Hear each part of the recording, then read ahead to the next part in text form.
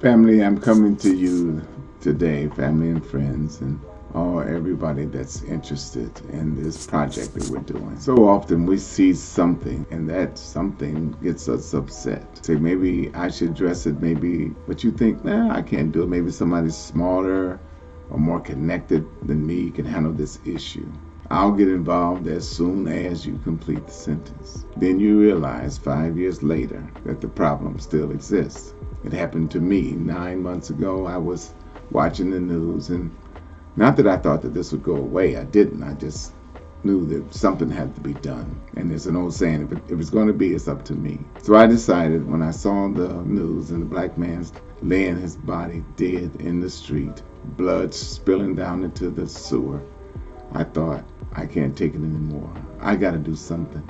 At the time, I was not doing a whole lot because it was during the pandemic, but I thought I'm going to do everything I can to make this situation at least save some of the young people that I can.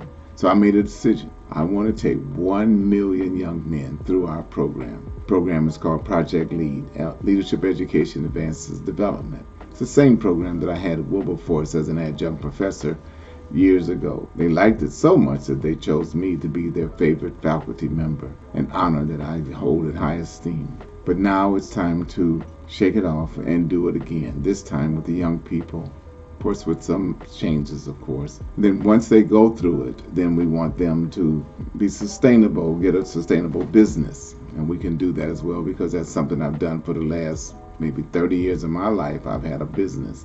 I know how to run a business. I can help them as well. And so we'll put them through the self-confidence building. And if they make it through that, then we'll go take them through what we call our system of starting a business. We'll show them how to write a business plan to get involved in something that they're passionate about. It could be something as simple as a food truck or a little food cart, or maybe a barber shop or a beauty shop or whatever. And we'll take these young people through this, people that are in gangs in some cases, some that have come out of prison and they have no hope. But we'll be there for them because otherwise, as you know, most of the time there's a high percentage that they'll be returning right back to prison. We don't want that to happen. We don't want them killing other brothers. We want them to be successful members of society.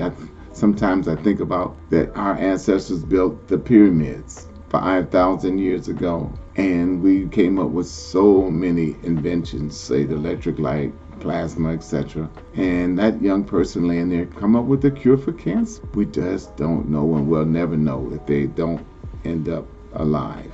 So let's do what we can to take it to the next step. We've done a lot. We've got a website, Success Mastery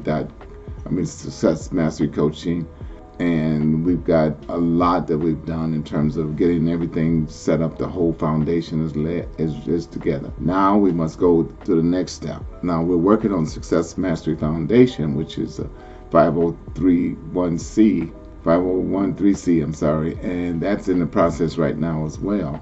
And we'll get that going, and then we'll ask for a lot of philanthropic people as well as organizations to help us. This is something that we must do. We can't depend on nobody else to help us.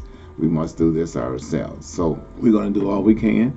My goal is to put 1 million people through this program. And if you can imagine that, 1 million young black African-American males and females going through this program, what that will mean in terms of our community. Right now, we have about 1 million young brothers in prison. So if we can have another million with their own business, new business. Now, that's not to say there's not none already that have businesses, but they're going to have us to guide them, make sure they're doing it, that those businesses become sustainable. And we're going to offer them the money through the 501c. But right now, we need your help. We need to be able to continue with the process of getting all that we need without necessarily shutting everything down until we get everything, the 501c, which takes about 6 months. So it's going to take a while to get that going. So in the meantime, we got to keep this going. There's a lot more things that we need.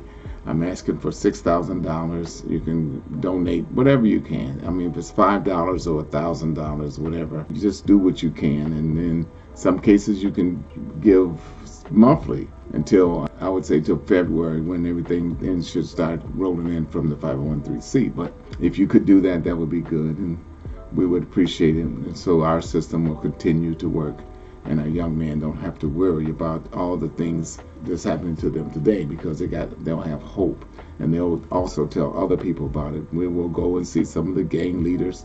We will see them and talk to them about doing something maybe similar to what Killer Mike did some time ago. He went into, I think, Los Angeles, and he had Crip Aid, and he had something blood something, and they started a business. But then I haven't heard anything else about it. Not to say that that's not happening still, but needs to happen in every city, every small town where they're killing the young brothers every day. Somebody's dying. So let's put an end to it now. You'll find it if you can send it to the Cash App, or you can send it through Zelle, and we'll have all that in the description below, as well as it'll be on the screen. I thank you so much. God bless.